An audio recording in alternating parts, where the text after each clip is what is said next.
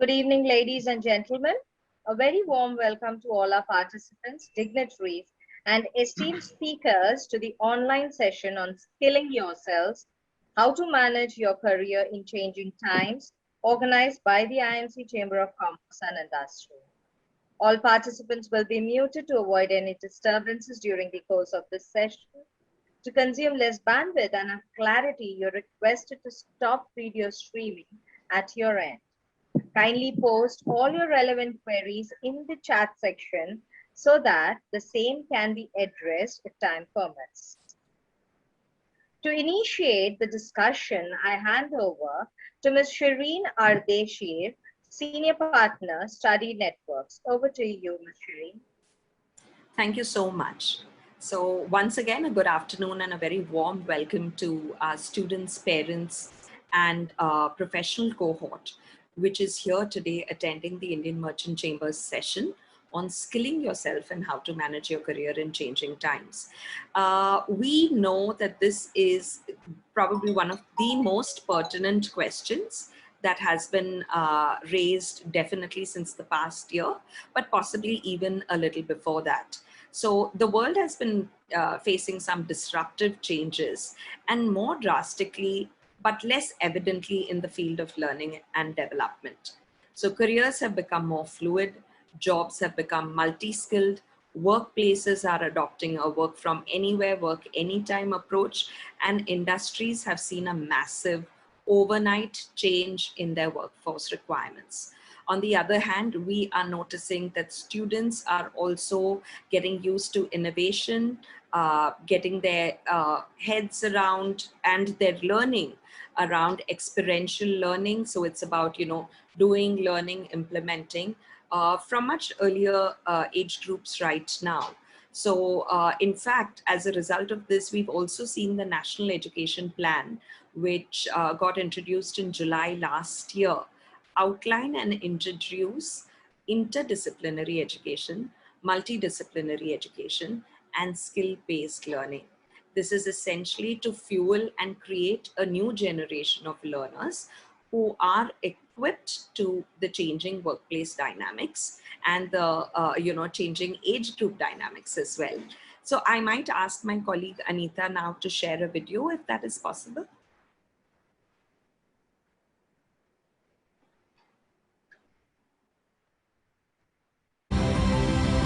We all know that change is happening at an ever-increasing rate. The real question is, what are we going to do about it? The workplace today is dynamic, blending work, life, and play. The office isn't the office anymore. Across the globe, we continue to redefine what the workplace looks like. A place to change minds, reach our potential, and create opportunities. We all want to be recognized, valued, working. That's why Deakin Co exists. We are the workplace capability and transformation specialists. Through our workplace credentials, learning and qualifications, we create new possibilities. We offer opportunities for people and organizations to uplift and recognize skills that equip you for tomorrow, today. It's not just about work. It's about working better. Unlock new possibilities in your workplace. Visit deaconco.com today. So I think that video actually sets the tone and manner for today's session. So the attempt is to give you an insight on futuristic and must-have skill sets, which would enable your future careers. So I'm going to now introduce our speaker today, Mr. Rajiv Poddar. He's the president of the IMC Chamber of Commerce and Industry and on the advisory board of the Consumer Fair Business Practices. He's the managing director of Poddar Enterprise, which is an over 100-year-old organization and having multiple interests in resources, education, and skill development, sports education, investment, affordable housing, and advisory services.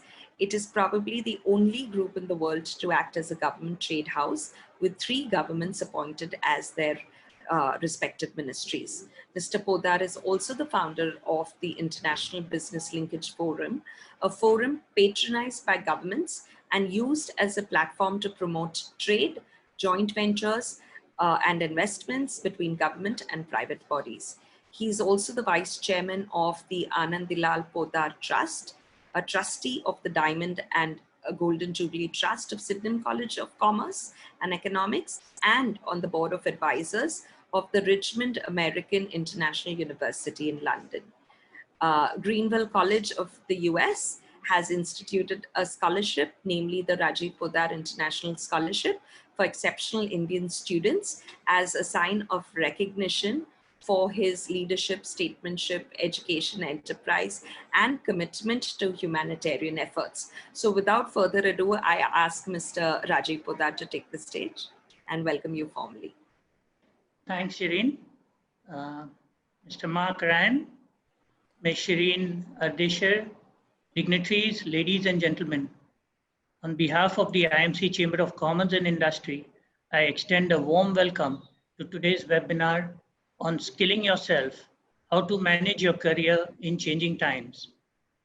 As Indian economy grows, a big opportunity lies in creating a competent, high quality, efficient, talented, and skilled manpower. There is a vision that we are all sharing of transforming India into a robust, development-oriented economy, which is capable of achieving, maintaining, and sustaining high levels of growth over the next decades. One of the critical factors in achieving this is employability. That is, looking at how we can make our young growing population more employable. In the current scenario, especially in the Indian marketplace, the unemployment rate is very high, despite the availability of good number of opportunities that remain vacant for long. This mismatch is termed as a skill gap, where there is visible gap between the number of vacancies that require new skills and the able candidates to be placed in these positions. As per a study, over 60% of Indian graduates are lacking employable skills to sustain in the job market. Let's take, for instance, the Indian demand for digital talent jobs is 8 times the size of its fresh talent pool, as per the Future Skills Talent in India. A demand-supply analysis by NASSCOM shows that by 2024, this gap would increase to 20 times the available talent pool. We need to get ready to face this and solve the increasingly divide between what the employers want or expect from their workforce and what the employees can actually do. A specialized or diverse skill set is expected out of individuals to be relevant in this rapid changing digital environment. The advancement of technology and automation has brought us to the brink of an unanticipated catastrophe where it comes to manpower employability. The fast-paced technological progress is giving way to new developments. Skilling has become the most essential ingredient to create the workforce of the future. The COVID pandemic has only intensified the rate of these changes, driving more people than ever before to work remotely. With the increase in changes comes a demand for the flexibility and adaptability of the workforce. Knowing one's strength and building on the skills is vital for a flourishing career. For many, the responsibility of career management has shifted from the organization to the individuals. Today, there is a need to manage our own career and update our skill sets while understanding the current need in the marketplace. One of the impacts of the pandemic is that more people are turning to e-learning methods, which has potential to revolutionize the vocational training landscape in India. COVID-19 could well be the catalyst for the emergence of a new paradigm of skill training and work opportunities across the globe. Careers and jobs have become dynamic, fluid, and rapidly changing.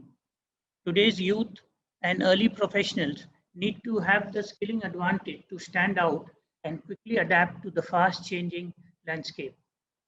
Realizing the importance of skilling, the government has announced various skill development schemes. The new education policy, as Shireenji was also saying, focuses from rote learning to creativity, critical thinking, and skill-based education. This will transform India's education landscape and galvanize skill development. As our Honorable Prime Minister aptly said on World Skills Day, that Indian youth have to skill, reskill, and upskill in order to remain relevant in the rapidly changing business environment and market conditions and make themselves skillful, employable, and self-reliant. A bit about IMC. Established in 1907 and having its headquarters in the heart of the city of Mumbai, the IMC Chamber of Commerce and Industry is an apex chamber of commerce, trade, and industry in the Western region with its membership base of over 5,000 members and over 150 trade associations affiliated to it. Ladies Wing of the IMC gives special focus to entrepreneurial development for women, and the IMC's Youth Leaders Forum provides interactive platform to young entrepreneurs and professionals. IMC has partnered with DECO, part of Deakin University, ranked amongst the world's top 1% university to equip students and early and mid professionals with skill development in the areas of data-driven marketing, digital literacy, teamwork, financial literacy, critical thinking, innovation, communication, and consumer experience, all very important and relevant in today's world. I am reminded of a timely quote by Alvin Toffler. The illiterates of the 21st century will not be those who cannot read or write, but they will be those who cannot learn, unlearn, and relearn. I would like to conclude with a short story of a woodcutter who got a job with a timber merchant. The timber merchant gave him an axe to do his job of cutting trees. First few days, he got a good number of trees, but with the passing of days, he was cutting fewer and fewer trees. He asked his boss the reason for the same. When was the last time you sharpened your axe? The boss asked. Sharpened? I have no time to sharpen my axe, was the reply of the employee. I'm too busy cutting trees. Here lies an important lesson to be learned for all of us. In every domain and every profession, with the new techniques and skills emerging every day, we need to keep sharpening ourselves. Thank you very much.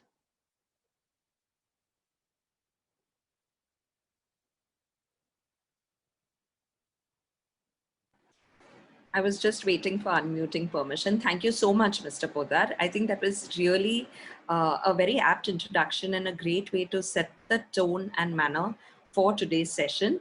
So it's now going to be over to our next speaker, Mr. Mark Ryan. He's currently the strategic manager of Indo-Pacific markets at Deakin Co, a division of Deakin University. Mark is responsible for the development and execution of market entry strategies for Deakin Co across the Indo-Pacific region. Mark has extensive experience in the internationally focused strategic business development and relationship management positions. And prior to joining this position, Mark has held executive level positions with CPA Australia and the Australia and New Zealand School of Government, focused on business development within the Indo-Pacific region. Earlier in his career, Mark was employed by Australia's Department of Foreign Affairs and Trade for 8 years, which included 3 years assigned to international trade and negotiations, as well as a diplomatic posting to Australia's High Commission in New Delhi, India. So Mark is not new to the subcontinent, and we really thank you for managing to come on board on Indian time. So over to you now, Mark. Thank you. Thank you, Shireen, for the introduction, and Rajiv as well. Thank you very much. Your remarks were very prescient. In particular, I loved your parable about sharpening the axe. It is very easy in today's fast-paced world to forget about the big picture and focus just on the minutiae in front of us. And I think that is a challenge for many, many people. And I've actually had the very good pleasure in that prior position in New Delhi at the High Commission of visiting the IMC chambers in Mumbai on several occasions with then High Commissioner. Yeah, a wonderful location, a beautiful building that you inhabit down there in Mumbai. So thank you very much for the opportunity to address the webinar today, and thanks very much for your ongoing support of Deakin University and by extension Deakin Deakin Co. Now, my technology skills sometimes lack, but I will be sharing my screen as we speak.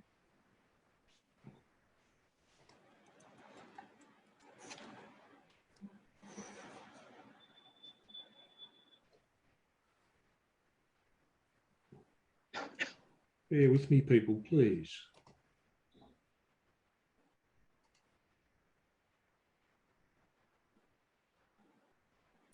Okay. Shireen, which screen are you seeing? Are you seeing the full screen or the screen with the notes on the left? I'm seeing a full screen. Full screen. Okay, terrific. That's where we should be, I believe. Okay. So, without further ado, managing your career in changing times. Before I get stuck into the subject matter itself, allow me just to tell you a little bit about Deakin University. We are one of Australia's largest universities. We do have very strong global linkages. We're a globally focused university. We teach students from all over the world. We have world-class research, both undertaken within Australia and also with partners. And we have many, many research partners in India itself, TERI amongst them. And we're known as a digital university. Digital is in our DNA, we love to say. So our teaching methodology, our pedagogy is a blend of both campus delivery, face-to-face delivery, and digital delivery. It has always been thus, certainly in recent years. We're ranked in the top 1% of global universities, and we're very proudly, are very proud of the fact that we were the first foreign university to establish a representative office in India, and that was 26 years ago. And we like to think that we are still going strong. Now, I'm just not sure. Charlene, have you got the front page of the presentation up still showing, or have you got the second page that I've just gone through? So I have the one that's a blue one that says, it's your title slide probably. Okay. So just allow me to see if I can change that. So is that? That is viewable, but it's got your notes as well. Okay. That's fine. That's fine. Let me see if I...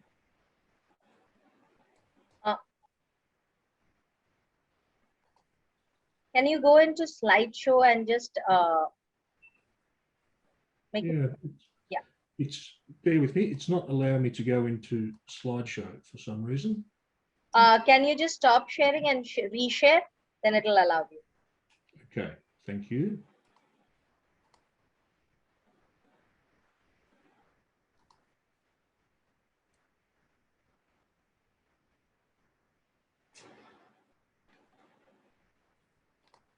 Should I share it for you? Okay. Okay. Yeah. Now it's the first screen. Can you just do page down? Okay. Okay. Okay. You've got the second screen there now? Yes, very much. Great. Okay. I'm sharing screens. I've got 3 screens happening on my desk here. So apologies to all of you out there in listener land for the inconvenience, but we'll get there. We'll get there. So a little bit more about Deakin Co then.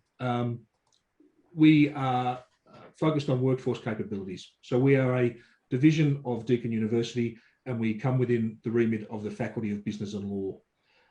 So Deakin Co, our specific mission is to help individuals and organisations build the emerging and in-demand skills required to succeed in the workplace of today and that of tomorrow indeed as well. Importantly, our programs are created and curated with the direct input of industry-based practitioners. That's one of the things that I think differentiates Deakin University and Deakin Co's programs is that we are very much attuned to what's happening in industry at this particular point in time. And given how rapid change is, I think it is very important, critically important, that universities are in touch with the corporate sector to understand what the requirements are, what the needs are of the day. Research that we have undertaken around that future of work has been picked up by the OECD and the World Economic Forum. And again, this is work that we've been doing for the last 6 or 7 years, looking into the future of where work is going. In terms of Deakin Co and our specific interaction with India, as I mentioned earlier, the university has been present in India for 26 years and has built linkages with research bodies, other universities, government and industry. Deakin Co, we commenced our engagement with India about 2 years ago. And it started with an approach from the Rajasthan Royals of all, who were looking to replicate some of the work that was being undertaken in Europe by some of the large soccer clubs, the football clubs, in bringing sports-related education to the market. So we subsequently, we have a couple of programs that are up in the marketplace now with the Rajasthan Royals, ourselves, Deakin and the Rajasthan Royals co-branded, and we have more courses on the way. So that's where we started, and that's about 2 years, 1.5 to 2 years ago. In the interim, Deakin Co's engagement with corporate India has expanded dramatically. Most recently, and just this month, in fact, the university and Infosys announced a collaboration, and the last portion there in skill development, that's where Deakin Co and Infosys will be working, collaborating together, looking at in that whole area of skill development and skills needs. Last year, Deakin Co partnered with NASSCOM, so we are now offering courses on the Future Skills platform, which is the B2B, the business to business platform, and Future Skills Prime, which will be the business to consumer, B2C platform. Deakin Co will also be putting its courses out on both of those platforms. So essentially, they'll be available right across the country with the support of this Future Skills initiative, which is a wonderful initiative. And again, very much focused around trying to enable the skill set, develop the skill set to feed, in this case, the IT and the outsourcing industry. We're also doing a lot of work, have done a lot of work in the last 6 months with the Tata Group. We're very pleased to have formed an alliance with Tata Management Training Centre in Pune, Tata University, and we are jointly developing and delivering programs to Tata corporates. So Tata AIA, Tata Capital, Tata Advanced Systems Limited are all some of the programs that we've already delivered, and we're looking at also jointly delivering programs to the broader corporate sector across India, outside of the Tata Group themselves. So that gives you some context, and I guess speaks to the bona fides or the verifiables of Deakin University and Deakin Co. So in this brave new world, the new normal, it's a term that is widely used, has been widely used since the onset of COVID, in particular last year. But how do we, in particular, the young people amongst us who are looking to start out, how do we thrive in this new normal? It's easy to be negative. It's easy to think it's all just too hard and it's just too challenging. But one thing remains the same. One thing has not changed through all the change that we have encountered, and that is, regardless of everything, there's one truism that remains, and that is that any company, its greatest asset is always its people. It's always its people. So that is always that beacon of hope, that it's not all lost. There is opportunity out there. That said, our world is becoming increasingly automated, and many jobs are becoming a thing of the past. Many jobs have already gone the way of, carriage makers, for instance. But having said that, there are many new roles that are being created at the same time. What is happening, and what the research is demonstrating, is that many of these new roles are being underpinned by human-centric, or what was commonly called soft skills, human-centric capabilities. In fact, current research is indicating that 2 in 3 jobs will be soft skills intensive by 2030. So in the next decade, over the next decade, 2 out of each 3 jobs that will be created that don't currently exist will be heavily focused in that soft skill intensive capability. So technical skills are no longer what they used to be. They are still very important. And a university education is inherently important and always shall be. And irrespective of your field of endeavour, whether it be commerce, whether it be technology, whether it be in the humanities, a university education is always an advantage and will always hold you in good stead. But what has changed is it's just not enough. Soft skills are becoming that crucial element within an employability set. I think, Rajiv mentioned it earlier that 60% of graduates, research and surveys indicate that 60% of graduates in India are deemed to be unemployable or don't have requisite employability skills. So that's clearly an area for focus. Accentuating that has been, of course, the last 18 months. It goes without saying it's been, a frightful 18 months. And the COVID dilemma, the COVID pandemic has accelerated change that was already in the wind.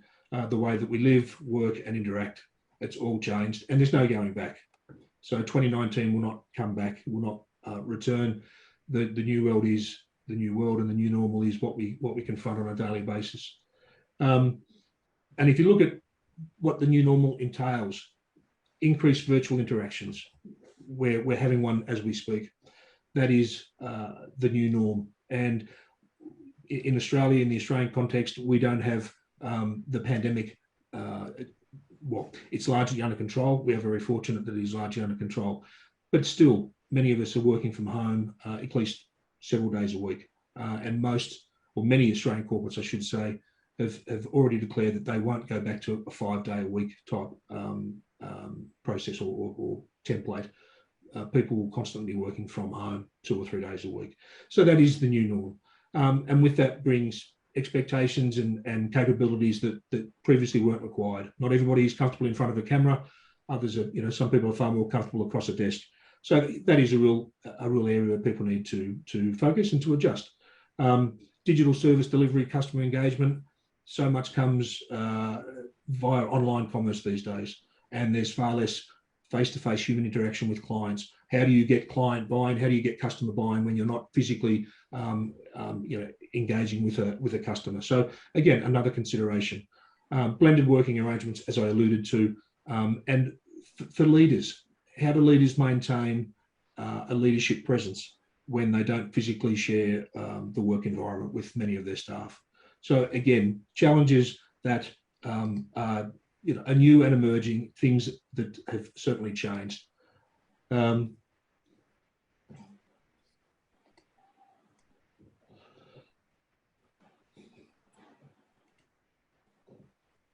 So with all this change about, how do we address it and give ourselves some optimism for the future? How do we empower our children, our colleagues, our friends, our family to make a success of their future, of their life? We all need to future-proof our careers. So I'm of an age where I was fortunate to be able to go to university as a far younger man, acquire an economics degree, and from there gain some good employment, and then essentially my work record, my track record has held me in good stead. I'm 58 years of age. I don't have that much longer in the workforce. But for many that are younger than myself, and not necessarily a lot younger, they face a different scenario where, again, to quote Rajiv's point about sharpening the axe. How do you keep your axe sharpened so that you have the career and the life that you so wish? How does one future-proof? It's lifelong learning, and again, that is another term that, along with the new normal, lifelong learning is another term that has gained gravitas over recent years and is unlikely to disappear. That is ultimately the answer. The days of going to a university, acquiring one degree, a bachelor's degree, maybe a master's degree, and resting on your laurels, that will get you through your working life. I think those days, rightly or wrongly, are gone. They are a thing of the past. Lifelong learning is indeed how young people and people that aren't so young can address their future and how they can best ensure that they do thrive in this new normal, and that they do have you know, a viable and an abiding career. In terms of, I guess, I don't want to put a pitch, but this is, you know, Rajiv introduced these courses earlier on. These are some of the courses that Deakin Co currently offers the market, into the market, both in the Australian market, the Indian market, and elsewhere. And if you look at the topics, a lot of them, well, very few of them are technically based. They're largely human-centric. Critical thinking, collaboration, innovation, communication, customer experience. Still, it's interaction. Your ability to interact, to think on your feet, to make assessment when, you know, whatever the circumstance you may find yourself in, they're the things that can set you apart. And that doesn't come naturally to all people, but it can be trained, it can be learned. So I like to think, and I have 3 young adult children myself, and what I've always said to the kids, to our children, is in life, in your working life, play to your strengths, but don't forget your weaknesses. So in other words, always work in those areas and work and push forward in those areas that are most natural to you, that you're most gifted in, whether that's by birthright or by study. But then don't ignore areas where you aren't as strong.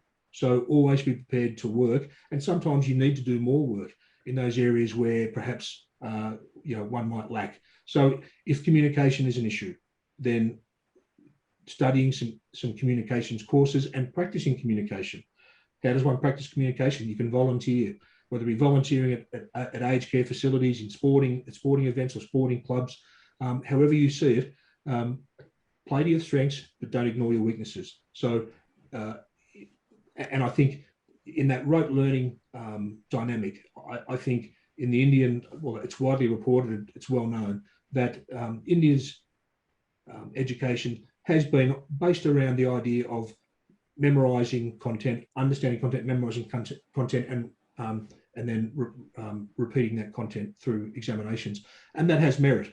But also, it doesn't potentially or necessarily develop great skills in terms of critical thinking or problem solving or thinking outside the square, looking at the big picture. And so if that's not something that comes naturally to you, then seek out opportunities to improve those areas in you. And whether that's be through, I mean, there's all manner of courses out there. There's all manner of global platforms. It doesn't need to be Deakin University. But seek out those areas where you think or you suspect you may have a weakness, or maybe not a weakness, but something that needs some work, and study and work and engage in those areas to develop, you know, to build on your strengths and open up your skill set, broaden your skill set. I think that's an absolute given. So I guess a takeaway is play to your strengths, but don't ignore your weaknesses. And look, that's the end of the presentation. In terms of these courses themselves, if anyone is interested to discuss them with Deakin in Delhi, in the first instance, there's the web address there, we can pass further details through too. But in terms of the formal presentation, and apologies for some of the IT issues that I had early on, I'm happy to set that aside now, and Shiran, go back to yourself and open up for questions. Thank you so much, Mark. I think that was, you know, putting things in a nutshell, highlighting the area of expertise that Deakin has in this space, and you know, what are the kind of courses, and especially the soft skills that people are going to need for future careers, irrespective of, you know, what areas they focus on. I think that was really useful for us to understand. I'm going to thank both our speakers here and now open the floor for questions. So if you have any questions, as mentioned earlier, we will request you to put it in the chat box, and I can already see that a couple have started coming in. So I'm going to take those questions in a while.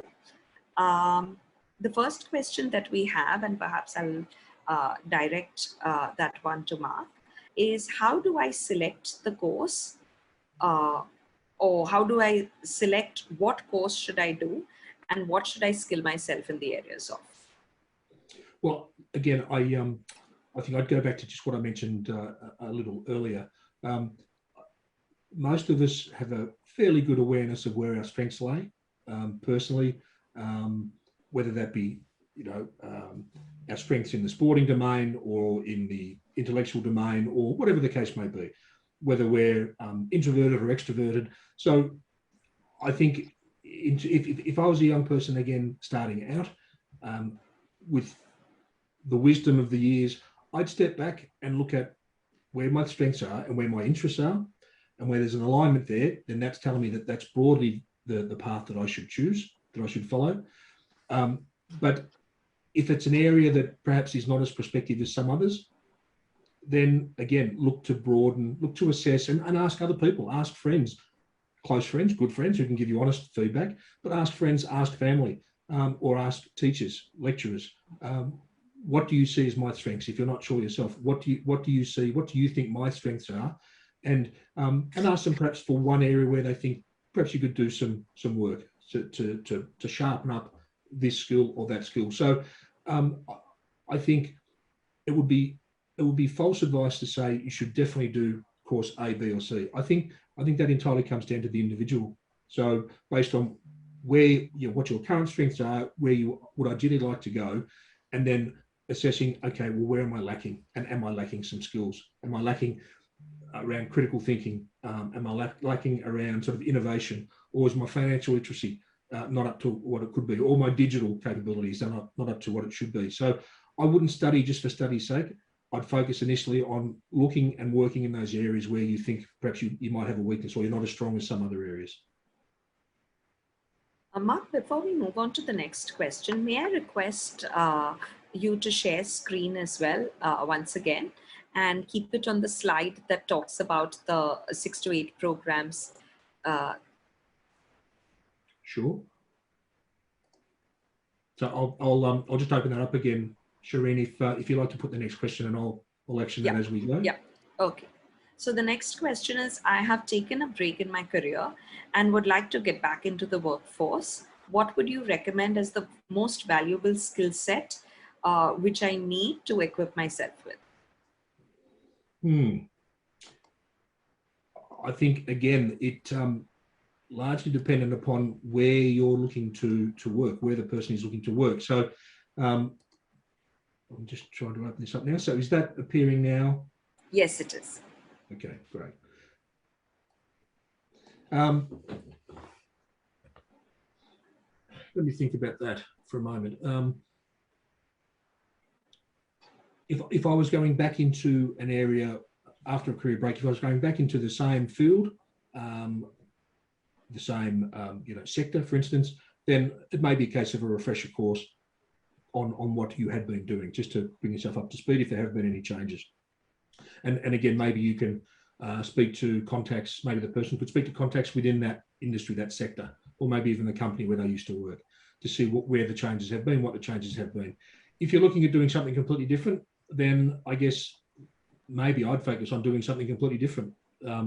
If, again, as I mentioned earlier, if you're very strong in finance, for instance, very strong in finance or very strong in IT, but not quite up with the latest movements in digital technology or digital marketing, or perhaps don't have a great understanding of what artificial intelligence can bring to an organization. One doesn't need to be an absolute expert and a technical expert in all these new fields. But having an awareness is always a great thing. And I've always been impressed by people that can just talk about all manner of things, so who can engage you in conversation. So really that is a case of just keeping a bit of an eye on contemporary news, being aware of what's happening. And again, if it's in a particular sector, if you've worked in the automotive sector, for instance, being aware of the latest developments in electric cars, for instance, electric vehicles. For me, it just shows that you're staying contemporary and you're sharpening the axe, as Rajiv would say.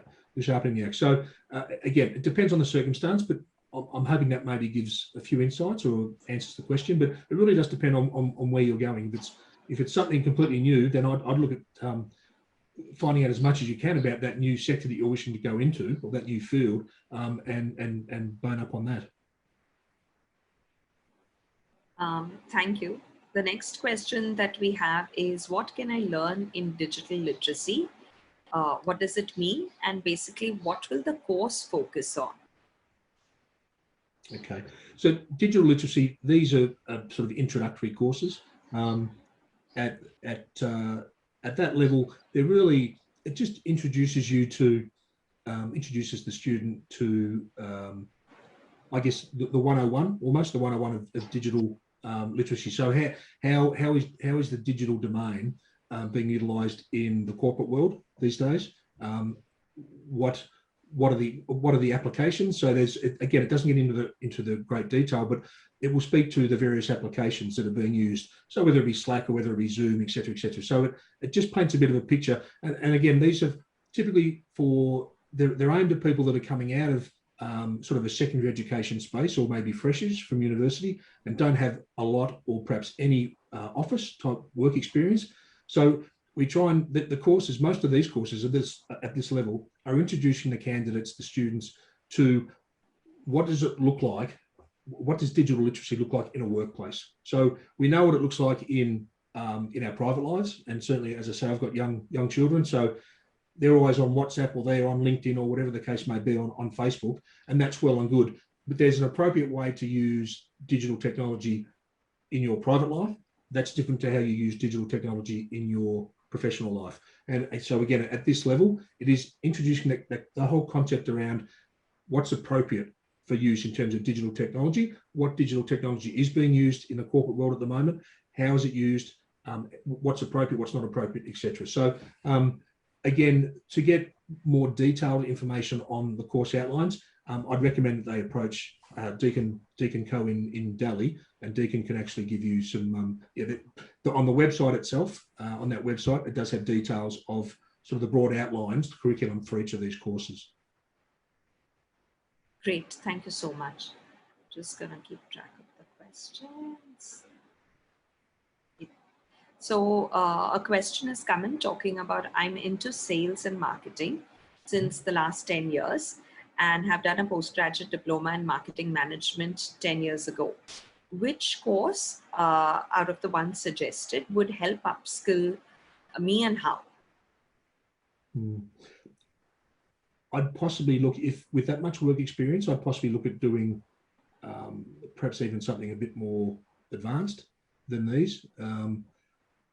Again, it may be, I'd probably recommend they have a conversation with Deakin South Asia, Deakin Delhi. But in any event, if the ones that I think almost have most sway with employers at the moment, critical thinking is a big one. And again, as Rajiv mentioned, with the history of rote learning. So a capacity to step back and look at the big picture, that is critically important, in particular in a world where everything is changing so quickly. Employees' ability to step back, ignore the noise, the minutiae, and look at the big trends, the big issues, that is a very powerful skill. And as I say, it is one that can be developed. It can be taught in part and then developed in the workplace. So out of the ones that are here and are available currently, I think critical thinking and potentially innovation as well, for that same reason. So if my thought is, if I'm coming out of school or straight out of university, then communication, customer experience, those sorts of courses are probably most appropriate. But if I've got quite a bit of work experience behind me, then I think it's broadening yourself out, it's taking yourself beyond that comfort zone into the critical thinking space, innovation. I think that they're probably the ones that I'd choose out of those that are available here now. I should just add that we Deakin Co, when I talk about the levels, we have courses at 4 different levels, and at the moment the two most the 2 highest level courses, we don't offer them currently in the Indian market. It's a work in progress, and we will be doing that as we add more courses onto the NASCOM platform, for instance. So for the moment, through Deakin South Asia, what we have done is focus on school leavers and sort of university freshers. but that will change in time. So we will broaden out the offering. Thank you, Mark. In fact, I was going to also mention that there are levels that students can study, and you can go in for a proficient. If you have market experience, I think there's a proficiency level that you can undertake within the same skill set area. Before I move on to the next question, I may request my colleague Anita to provide in the chat box the registration link. So in case there are students interested to register for any of the programs, they can already do so. Moving on to the next question. And I think this has been addressed, but this seems to be the top question in terms of what is that one criteria skill set that I should look at to improve better than anyone else around me when I go in for that job interview.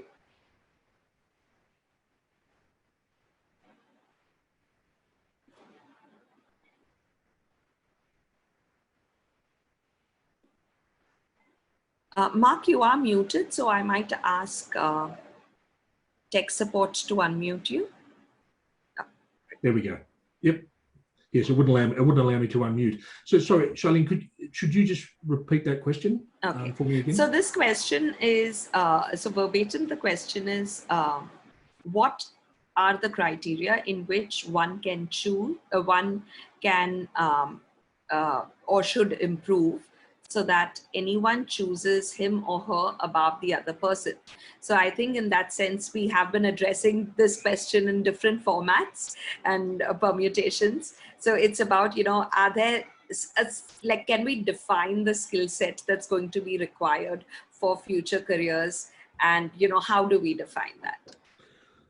Great question. I think if I knew the precise answer to that, I'd be running a consultancy and making a great deal of money, I suspect. But look, from personal experience, a couple of things spring to mind. So there is our academic capability, our training at school, at university, whatever course we choose to study. And that is, we take that with us wherever we go. We also take with us life experience and attitude. I think in terms of setting yourself apart, employers, what we constantly hear from employers is they want to employ staff who have got a great attitude, and that is not something that can be taught. Perhaps it can be improved, it can be polished somewhat, but having a great attitude and being keen, showing initiative, being keen, I think they're the things that stand out. Being engaged. So a lot of this stuff is not necessarily difficult. If I'm preparing for an interview, or over the years when I have prepared for an interview, I should say, I've always done research. I've always researched the organisation that I'm looking to work with. I've always researched them as best I can and try to get as good an understanding of the role as possible. And again, in an interview sense, that shows people that you've taken it seriously, that you have given due consideration to the position that you're applying for. And that's a very easy way to impress, in my experience, a very easy way to impress. By the same token, on the other hand, having someone, look, I interviewed a person once for a position and they virtually didn't know what the job was. And when I asked them, deliberately asked them to give me a bit of an idea of what the role was about in their mind, what did they see this role as? They virtually said, I don't know. I can assure you they didn't get the job. So, lifelong learning is a great thing. So play to your strengths, develop your weaknesses, and stay contemporary. And that is the whole concept behind lifelong learning, is to stay contemporary so that you understand broadly. You don't have to be an expert of everything, but you just need to have an understanding of what are those key issues of the day, okay? And then beyond that, it comes down to attitude, being prepared to knuckle down, to do your work. And at the end of the day, again, in my life experience, people want to work with people they get along with.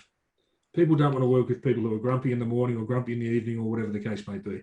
So present yourself well, do your research ahead of interviews, act keen, be keen, and I think success will follow, as sure as night follows day. Thank you. I think for some of the questions are coming from younger learners. So around, skills requirement. So I guess the question that I would kind of summarize with what I'm seeing coming from high school students is around the fact that, do they use these programs as samplers of understanding whether they want to get introduced to innovation, data-driven marketing, financial literacy, or communication and critical thinking? Do they use them as samplers and then, decide whether they want to spend perhaps their degree, their university degree, doing that, or will they be fully skilled by the time they finish this introduction? No, look, and look, a very good question. Thank you. These are short courses by design, so they are at this level. They are sort of introductory. Some of them are skills that, as I say, that you take with you and that anybody would need in the workforce, almost irrespective of what they choose to do. And again, I'd come back to communication. Communication is, it's required in every aspect of life, not just our working life, and it's not something necessarily that gets taught. It's not a curriculum in school typically. It's not directly addressed. So again, in this case, the communication course is really at the entry level for the school leavers. It's really built around this is how one communicates in a workplace, in a professional environment. Different to being on lunch break at school with your cohort friends at school. So it's introducing them to how people carry themselves within a professional workplace in terms of how they communicate, and whether that be by the written word, by writing a letter, an email, a report, etc. So it's that introductory piece of trying to help, I guess, provide a bridge from a student environment to a professional environment. So that's the communication course, if you like. Customer experience, again, very similarly, if you are going to be in a customer-facing role, and if you've not had much experience in doing that through your student years, then it just gives an introduction to the expectations, the protocols, etc., around customer interface. In terms of digital literacy, financial literacy, they're general life skills, particularly financial literacy. It's around setting personal budgets and that sort of thing. Again, working on the assumption that they've had some exposure to this at school, but not necessarily great exposure. If that then determines that, I think in the Indian system, if I'm not mistaken, students are already sort of segmented into STEM or commerce or humanities. So yes. Presumably, if you do a commerce stream, you've probably had some good exposure to financial literacy. If you've done a humanities stream, potentially, maybe not. So again, I don't want to generalize too much, but if you're a school leaver, I think a great thing will be to sit down with your parents or teachers, and again discuss where you think, if you have an idea of where you may wish to go in your working life, then just a bit of an audit of what you've learnt thus far and what skills and learnings you may still need, and then using these courses as a bridge. But they are testers there. I wouldn't propose that someone go and do a Bachelor of Communications, but if you want to be a journalist or a media presenter, fine. But if you just want to learn communication, how to communicate, I wouldn't be doing a Bachelor's of Communication and Marketing. So really, again, it just depends on the individual and where their particular focus is.